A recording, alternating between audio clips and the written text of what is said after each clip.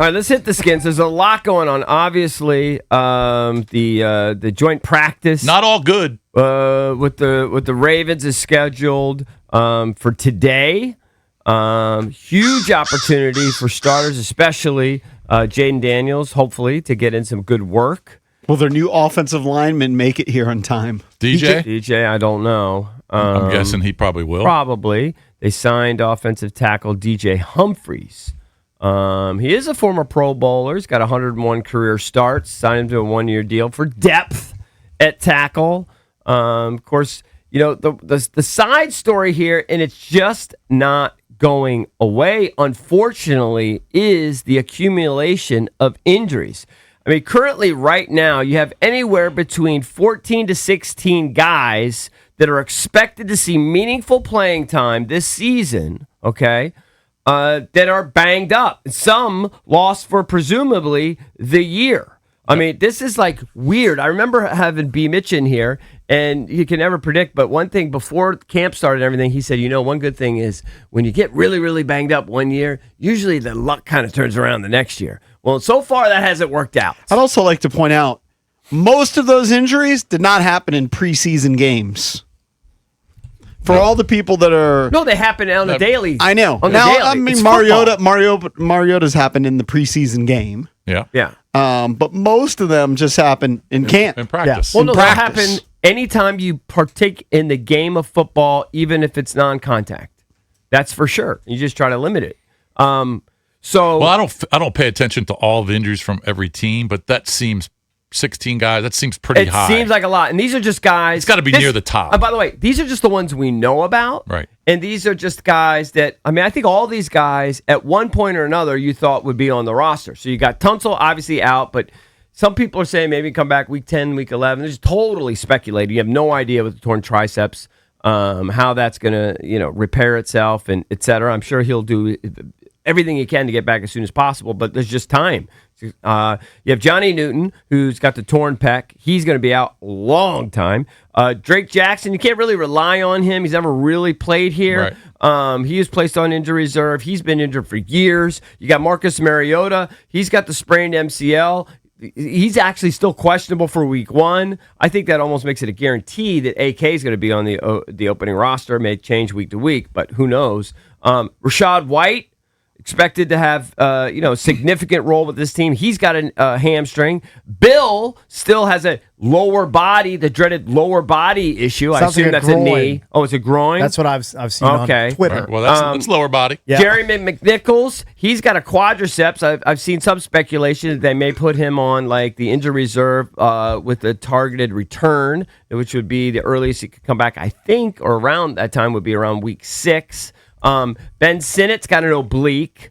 Trey Amos still with this ankle, and he's still recovering, remember, from his fibula injury. I'm not done. Our highest paid free agent acquisition is still dealing with a calf, Odafe Owe. We're expecting huge things from him. Clavon Chason, I'm sorry, I struggle with that name. He's got a knee.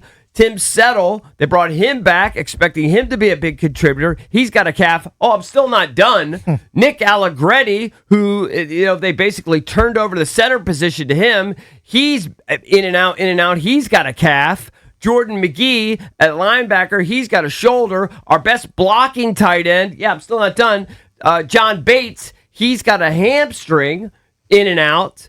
And then Dietrich Wise, there's some speculation he may never come back. He's on the PUP list with a quadriceps issue, who flashed at times in very limited work last year. So it's a bevy of guys. It's near 20 guys. It's starting to really, really mount up here. And when you go around and you look at sort of projections for how this team's going to be, basically the number in Vegas has been around 7.5. The Athletic did a really good piece, actually, where they talk about they go through win totals for every team. And just to give you an idea, give me 1 second here, I'm going to pull it up. Just to give you an idea, they go through like the Ravens, for example. I think they have the Ravens projected at like 10-point-something wins. Let me see if I have it right in front of me. And they say that's just about right. The Browns, The Bengals, they say 10.3 wins. That's too low. The Bears, they say projected wins. This is all with the various books. The projected wins for the Bears, 9.6. They say that's about right.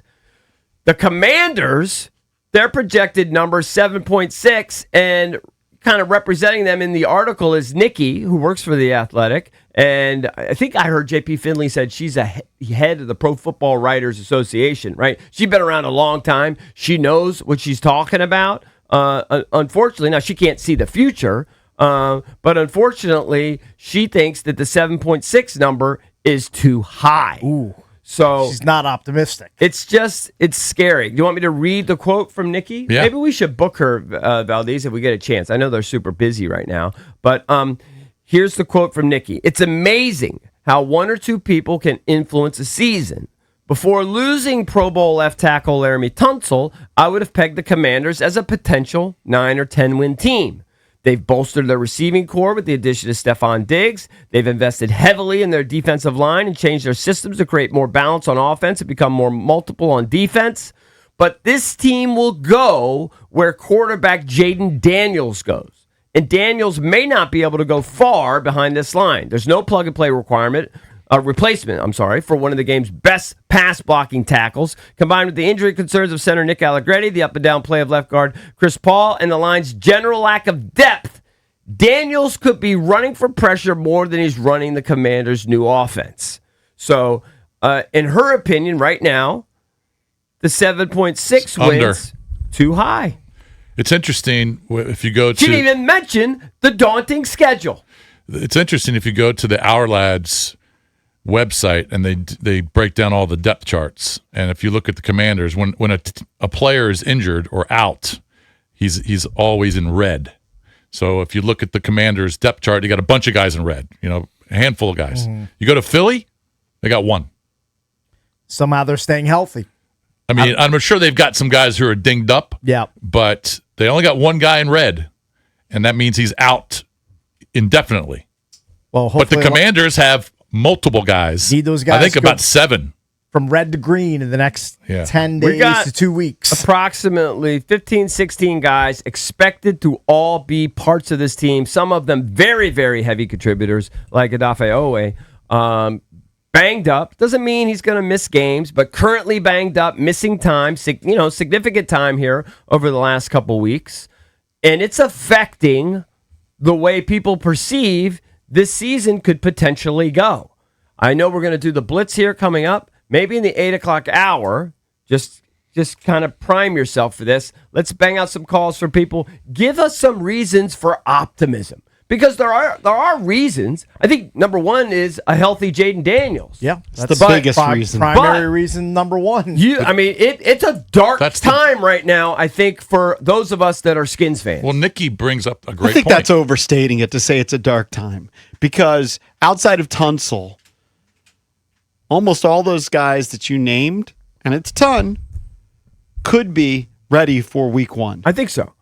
That's true. But still, the Vegas number before the injuries is basically 7.5. Well, so the perception, so it's a dark time. If you're expected to win 7.5, and you got 16 guys all expected to play who are all nursing various levels of injury, I think it's a dark time. And you throw in that schedule, it's hard to be optimistic right now. I think a dark time would be if those guys were out. Well, it could get darker. And outside of Tunsil, it could none be a of black them hole. are out. It could be dark. It doesn't mean And you then can't win. Johnny Newton's out. There are other guys that are out. And the 7.5 Trey wins Amos probably isn't going to play. He's probably is, out. by the way, an improvement from last year. Yeah, but that's not going to make anyone last happy. year was dark. They finished with 5 wins. Right, but JP, if they win 7 games, it'd be very disappointing, sure. How could it be disappointing? I mean, it's disappointing, but it probably shouldn't be disappointing. It's the expectation. Oh, you still be disappointed. You can't ignore what sort of the expectation is around the league. Now, that doesn't mean anything. You can always shock people. Could they win 10 games? Of course they could. They got Jaden Daniels. He's unreal. But the expectation is 7.5, and from the leader of the pro, whatever her title is. Well, Nikki brings up Nikki brings up a great point about the offensive line because Jaden Daniels, he's going to get hit behind a suspect offensive line. Yeah, he is. And if Allegretti's not healthy and ready to go in Philadelphia in week 1, that's going to be big trouble. It just is. If you want to chime in, 1-800-636-1067. We're the Junkies. Keep it here.